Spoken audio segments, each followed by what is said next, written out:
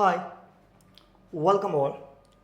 അപ്പോൾ ഇന്ന് നമ്മൾ നോക്കാൻ പോകുന്നത് 7-12-2024 മുതൽ 9-12-2024 വരെയുള്ള മോസ്റ്റ് ഇമ്പോർട്ടൻ്റ് ആയ കറണ്ട് അഫയേഴ്സ് ടോപ്പിക്കാണ് എന്ത് ചെയ്യുന്നത് ഇന്ന് നമ്മൾ ഡിസ്കസ് ചെയ്യാൻ പോകുന്നത്. ഓക്കെ, അതിൽ ആദ്യത്തേതാണ് ഇത് global engagement scheme.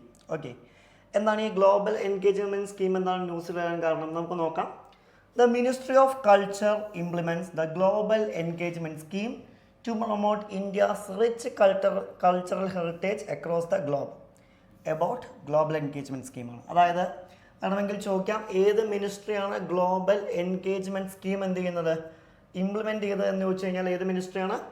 Ministry of culture ആണ് എന്ത് ചെയ്യുന്നത് ഈ ഒരു സ്കീം ഇംപ്ലിമെൻറ്റ് ചെയ്തതായിട്ട് എന്ത് ചെയ്യാൻ പറ്റുക, നമുക്ക് കാണാൻ പറ്റുക. ഓക്കെ, ഇനി എന്താണ് ഈ ഗ്ലോബൽ എൻഗേജ്മെൻറ്റ് സ്കീം എന്നുകൊണ്ട് ഉദ്ദേശിക്കുന്നത് എന്താ?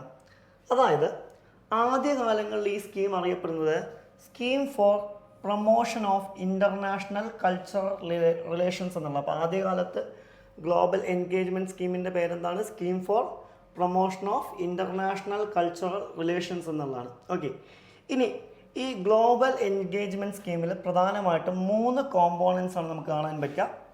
അതിൽ ആദ്യത്തേതാണ് ഏതെന്ന് വിളിക്കുന്നത് ഫെസ്റ്റിവൽ ഓഫ് ഇന്ത്യ, FOI എന്നുള്ള പേരിലാണ് അറിയപ്പെടുന്നത്. എന്താണ് ഫെസ്റ്റിവൽ ഓഫ് ഇന്ത്യ? എന്താണ്?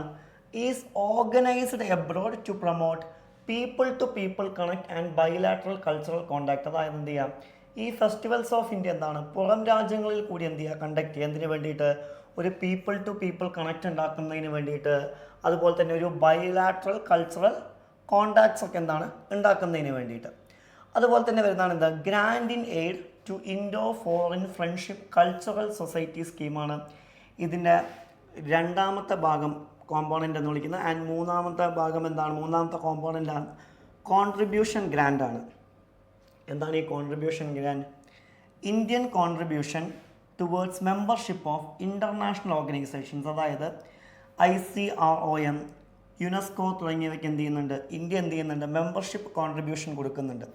അതുപോലെ തന്നെ വേൾഡ് ഹെറിറ്റേജ് ഫണ്ടിനൊക്കെ. ഓക്കെ, അപ്പോൾ ഇതിലൂടെയൊക്കെ എന്ത് ചെയ്യുക, ഇന്ത്യയുടെ കൾച്ചർ മറ്റ് സ്ഥലങ്ങളിൽ കൂടി എത്തിക്കുക എന്നുള്ളതാണ് നിലവിൽ ഏതിൻ്റെ ലക്ഷ്യം എന്ന് വിളിക്കുന്നത് ഈ ഗ്ലോബൽ എൻഗേജ്മെൻറ്റ് സ്കീമിൻ്റെ ലക്ഷ്യം എന്നതുകൊണ്ട് പ്രധാനമായിട്ടും ഉദ്ദേശിക്കുന്നതായിട്ട് എന്ത് ചെയ്യാൻ പറ്റുക, നമുക്ക് കാണാൻ സാധിക്കുക. ഓക്കെ, നെക്സ്റ്റ് ന്യൂസാണ് ഇത് കോർഗ ട്രൈബ്. എന്താണ് ഈ കോർഗ ട്രൈബ്? എന്താണ് ന്യൂസിൽ വരാനുള്ള കാരണം? എന്താണ് the Koraga tribal community in Kerala. അപ്പോൾ ഈ കോർഗ ട്രൈബൽ കമ്മ്യൂണിറ്റി ഏത് സംസ്ഥാനത്താണ് കാണപ്പെടുന്നത് എന്ന് ചോദിച്ചു കഴിഞ്ഞാൽ എവിടെയാണ്? കേരളത്തിലാണ് കാണുന്നത്. എന്താണ് പറയുന്നത്? ഈ set to receive land titles under Operation Smile project. Okay, അപ്പോൾ ഇവരുമായി ബന്ധപ്പെട്ട് നടന്നൊരു സ്കീമാണ് ഇത് ഓപ്പറേഷൻ സ്മൈൽ പ്രൊജക്റ്റ് എന്ന് പറയുന്നത്. ഓക്കെ, അതുമായി ബന്ധപ്പെട്ടിട്ടാണ് എന്ത് ചെയ്യുന്നത് ഈ ട്രൈബ്സ് ന്യൂസിൽ വന്നിരിക്കുന്നതായിട്ട് എന്ത് ചെയ്യാൻ പറ്റുക, നമുക്ക് കാണാൻ പറ്റുക. എന്താണ് പറയുന്നത്? കോർഗ ട്രൈബിനെ കുറിച്ച് നോക്കുകയാണെങ്കിൽ എന്താണ് ഇവരുടെ ഹാബിറ്റേറ്റ്? എന്താണ്? It is one of the particularly vulnerable tribal group. Okay, ഇവർ ഏത് കാറ്റഗറിയിൽ പെടുന്നതാണ് എന്ന് ചോദിച്ചു കഴിഞ്ഞാൽ എന്താണ് particularly vulnerable tribal group, PVTG എന്നാണ് വിളിക്കുക. PVTG കാറ്റഗറിയിലാണ് എന്ത് ചെയ്യുന്നത് ഇവർ പെടുന്നത്. ഇനി എവിടെയാണ്? കേരളത്തിലെ കാസർഗോഡ് ഡിസ്ട്രിക്റ്റിലാണ് എന്ത് ചെയ്യുന്നത് ഇവർ കാണപ്പെടുന്നത്. അതുപോലെ തന്നെ എന്താണ് കർണാടക തുടങ്ങിയ സംസ്ഥാനത്തും എന്ത് ചെയ്യാറുണ്ട്, ഇവർ കാണാറുണ്ട്. ഇനി എന്താണ് ഈ PVTG എന്ന് പറഞ്ഞാൽ എന്താ, അല്ലെങ്കിൽ ഈ പർട്ടിക്കുലർ വൾണറബിൾ ട്രൈബൽ ഗ്രൂപ്പ് എന്നുകൊണ്ട് ഉദ്ദേശിക്കുന്നത് എന്താ? Are identified by Ministry of Home Affairs. Currently there are 75 PVTGs communities. അതായത് എന്താണ് ഇത് മിനിസ്ട്രി ഓഫ് ഹോം അഫെയർസ് ആണ് ഐഡൻറ്റിഫൈ ചെയ്യുന്നത്. അതായത് നശിച്ചുകൊണ്ടിരിക്കുന്ന അല്ലെങ്കിൽ എന്താണ് എണ്ണം കുറഞ്ഞ കമ്മ്യൂണിറ്റീസിനെയാണ് നിലവിൽ PVTG എന്ന് വിളിക്കുന്നത്. നിലവിൽ 75ഓളം പർട്ടിക്കുലർലി വൾണറബിൾ ട്രൈബൽ ഗ്രൂപ്പിനാണ് നമുക്ക് എന്ത് ചെയ്യാൻ പറ്റുക, കാണാൻ പറ്റുക. ഇനി ഇവരുടെ സ്റ്റാറ്റസ് നോക്കുകയാണെങ്കിൽ എന്താണ് accorded the status of scheduled tribes under presidential order 1956. Okay, 1956 എന്താണ് ഷെഡ്യൂൾഡ് ട്രൈബ്സ് ഓർഡർ പ്രകാരം പ്രസിഡൻഷ്യൽ ഓർഡർ പ്രകാരം സ്റ്റാറ്റസ് ഉള്ളതാണ്. ഇവരുടെ ട്രഡീഷണൽ ഒക്യുപ്പേഷൻ എന്താണെന്ന് ചോദിച്ചു കഴിഞ്ഞാൽ എന്താണ് ബാസ്ക്കറ്റ് മേക്കിംഗ് ആണ് ഇവരുടെ എന്താണ് ട്രഡീഷണൽ ഒക്യുപ്പേഷൻ. അതുപോലെ തന്നെ ഇവർ ഏതൊക്കെ ലാംഗ്വേജുകളാണ് ഉപയോഗിക്കുന്നത് ചോദിച്ചു കഴിഞ്ഞാൽ എന്താണ് തുളു ലാംഗ്വേജ്. അതുപോലെ തന്നെ അവർക്ക് അവരുടേതായിട്ടുള്ള ഇൻഡിപെൻഡൻറ്റ് ലാംഗ്വേജും ഉണ്ട്, അതും എന്ത് ചെയ്യുന്നുണ്ട് അവർ ഉപയോഗിക്കുന്നുണ്ട്. നമ്മൾ പറഞ്ഞു ഇവരുമായി ബന്ധപ്പെട്ട ഓപ്പറേഷനാണ് ഏത് ഓപ്പറേഷൻ സ്മൈൽ. എന്താണ് ഈ ഓപ്പറേഷൻ സ്മൈൽ എന്നുകൊണ്ട് ഉദ്ദേശിക്കുന്നത്? It has been launched by Kerala government. ഇത് കേരള ഗവൺമെൻറ് ലോഞ്ച് ചെയ്താണ് എന്താണ് with the aim to rehabilitate support homeless people. ഈ കോർഗ ട്രൈബിൽ പെടുന്ന ആളുകളെ എന്ത് ചെയ്യുക, റീഹാബിലിറ്റേറ്റ് ചെയ്യുക, അവരെ അല്ലെങ്കിൽ ഹോംലെസ് പീപ്പിളിനെ സപ്പോർട്ട് ചെയ്യുക എന്നുള്ള ലക്ഷ്യത്തോടു കൂടി കേരള ഗവൺമെൻറ് സ്റ്റാർട്ട് ചെയ്ത സ്കീമാണിത്.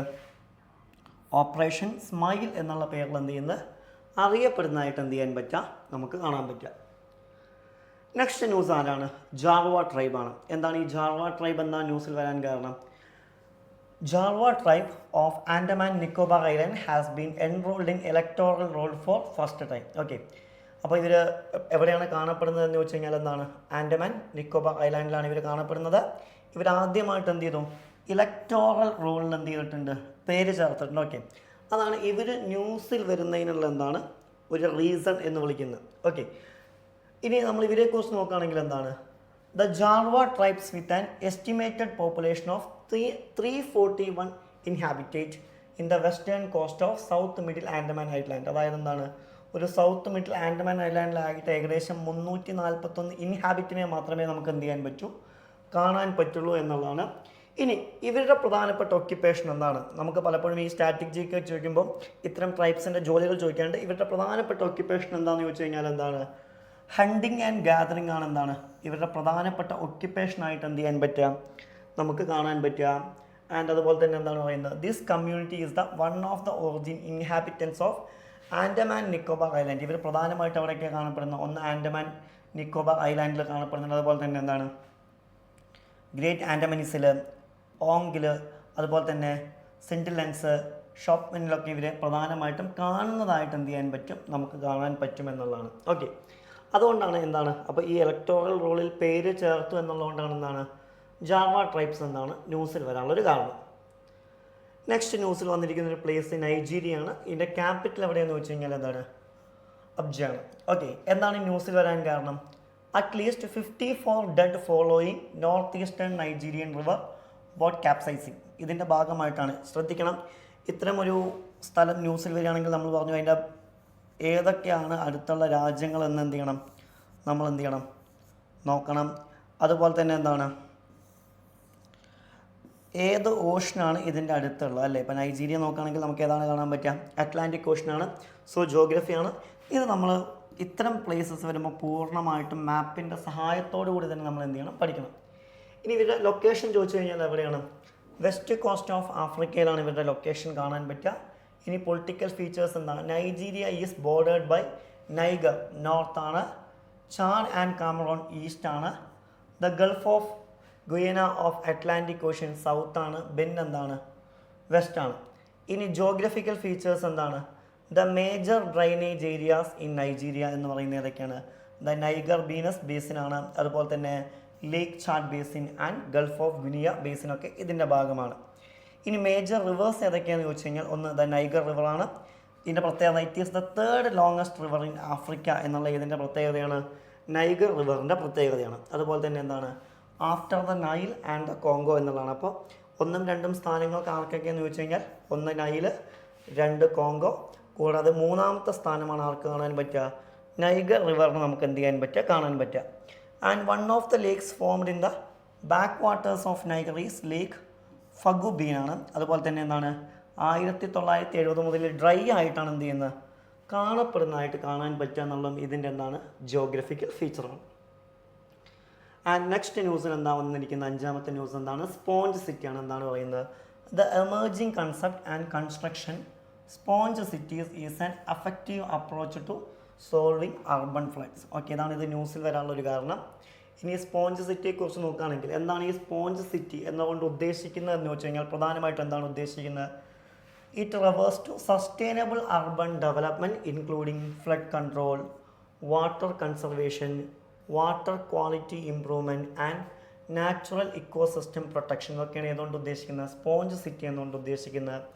ഇതിൻ്റെ ബെനിഫിറ്റ്സ് എന്തൊക്കെയാണ്, sponge cities increase in air humidity, ഇവരെന്ത് കൂട്ടും, എയർ ഹ്യൂമിഡിറ്റി വർദ്ധിപ്പിക്കും, റെഗുലേറ്റ് അർബൻ മൈക്രോ ക്ലൈമറ്റ്, അതുപോലെ തന്നെ റെഡ്യൂസ് പബ്ലിക് ഹെൽത്ത് റിസ്ക് ഒക്കെ എന്താണ് ഇതിൻ്റെ ബെനിഫിറ്റാണ്. അതുപോലെ തന്നെ sponge city around the world ഏതൊക്കെ നോക്കുകയാണെങ്കിൽ Tirana in Albania is creating ring forest to clean air ആണ്, Berlin use green roof and vertical gardens ഒക്കെ ഇതിൻ്റെ പ്രത്യേകതയാണ്.